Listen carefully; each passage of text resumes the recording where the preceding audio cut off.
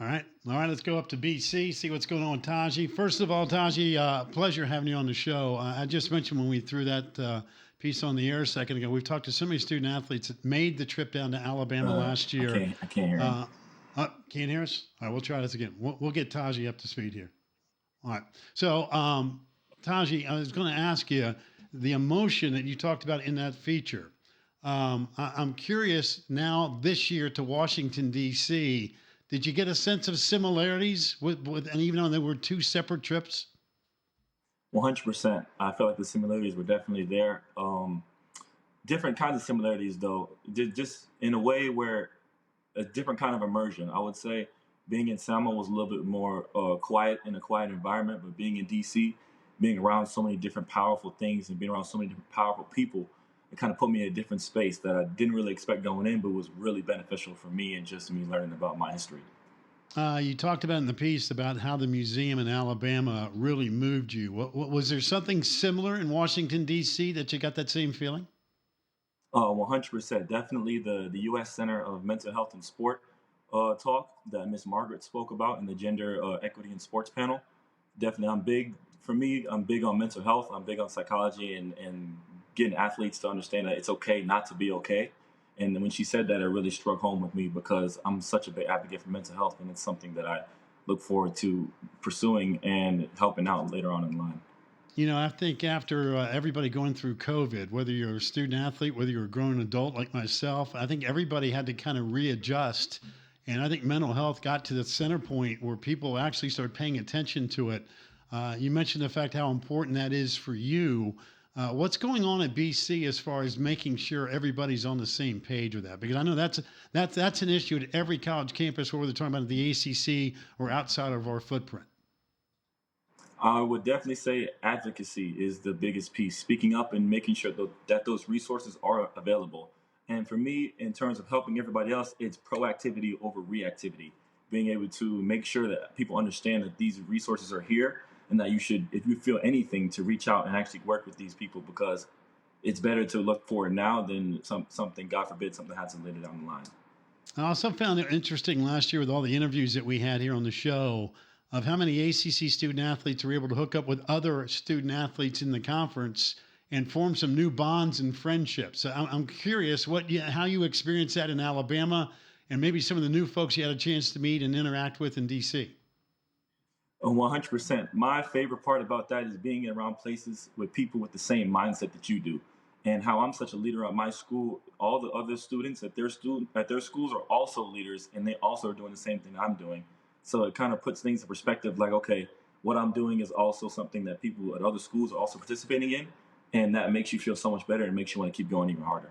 And I was going also, to well, with say, that, you can also bounce your ideas off of each other. That's another big piece. that's where I was going to go with you. I'm assuming that everybody likes to steal an idea or two from the other guy, going, hey, you know what? That works at North Carolina. If that works at Georgia Tech, you know what? That would work at Boston College too. I'm sure that's part of the fun experience, being able to have some interchangeable parts here to go, hey, guess what? I can implement that here at Boston College.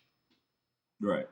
I think that's also a big piece is being able to use some of what they do at their school and implement it to mine. Definitely things that they do for their black student athletes is some of the stuff I've been able to implement at BC. Being at a PWI, it's a little bit different experience. So definitely want to bring all the black student athletes together in a way that is more prominent in other schools. Well, listen, I'd be remiss if I didn't talk a little ball with you, though, while we've got you. I know we get the media days getting cranked up next week, and to me, that's always the sign that really is season's on. We got talking season for the next couple of weeks, and all of a sudden camps get cranked up. But I know you guys have been really, really busy. So tell me again, take a deep dive a little bit into what Jeff Halfley's got in plans for us for 23 with BC football. Man, you guys should get ready. It's about to get the ball rolling. We're getting really excited, getting really worked up for camp here. Working with Coach Shimko as the offensive coordinator now has been a big piece for us. Him kind of showing me where I would be in the offense and how successful we're going to be down the line. Well, I know with your size at 6'3", I mean, it's one of those things. All right, he's a wide receiver, but man, I've seen you push people around in kind of a tight end position. So I'm sensing that they're going to probably put you all over the place, right? I mean, you could probably wear 2 or 3 different hats with this offense. Exactly. My biggest piece this year is my versatility. Being able to use a tight end, wide receiver, whatever they need me to do in order to get wins is what I'm going to do. I'm big on doing exactly what the coach wants me to do in order to be successful. And whatever Coach Shimko cooks up, I'm ready to go do it. We also saw last year with BC with Emmett Moorhead. He kind of, hit the scene with Jerkovic having his issues and so forth. All of a sudden, here's Emmett Moorhead. And all of a sudden, you guys go down, you knock off NC State in Raleigh, which is a really difficult thing to do. They had a long home winning streak. And I think you finally found that guy at quarterback for that from an offensive perspective that you guys are expecting some big things from everybody, whether you're running the football or throwing it all over the yard. Of course, yeah. Emmett is going to gunslinger. Is going to be great for us. Being able to step into this role early and kind of take over a game is kind of what he does best. And the best thing about us is our chemistry, getting extra work after practice, coming back later on, whatever it may be. And I also want to add on to the run game as well. Alex Broom was going to be one of our best running backs, as well as Pat Garwell, just trying to mix it up and add that passing and running attack. So I look forward to that this year.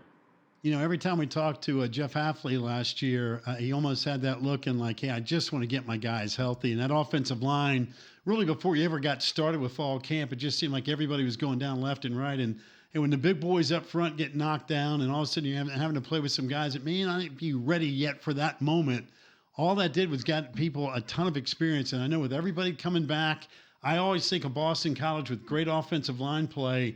But I got a sense that if you can keep those guys healthy up front with the experience that everybody got last year, BC can get back to being BC from an offensive perspective. For sure. We got Christian coming back. We got Ozzy. We got Drew. We got Drew Bowery. Just a lot of guys that played last year coming back in with that experience. It's going to definitely help us out. The O-line is definitely going to take a big step this year, and I can't wait to see it happen. All right, give me a Jeff Hafley story because he's one of our favorite guys on the show, and he's always great to talk to. But give me something about Hafley that maybe only close friends would really know about this guy. It could be a coaching moment. It could be something away from the field. Maybe you saw something with family. I mean, you tell me. You're closer to him than anybody else. Let me think. I would definitely say Hafley is definitely a comedian. He makes a lot of jokes. We got a lot of inside jokes just as players, just being able to laugh about certain things like off camera, just because he's a player's coach. He's big on relationships and building with the guys and being able to understand each other. And that way, it just helps out much when we get on the field. So definitely, he's definitely a comedian. Yeah, I was going to say I don't sense him being a comedian. He's got a great sense of humor. Because, those defensive coaches always have that mindset of toughness and put some dirt on it. And right. We're going to hit somebody in the next week. And we always kid around with him when he's on the show that we're always talking about offense. But he's a defensive guy, and he loves to talk defense.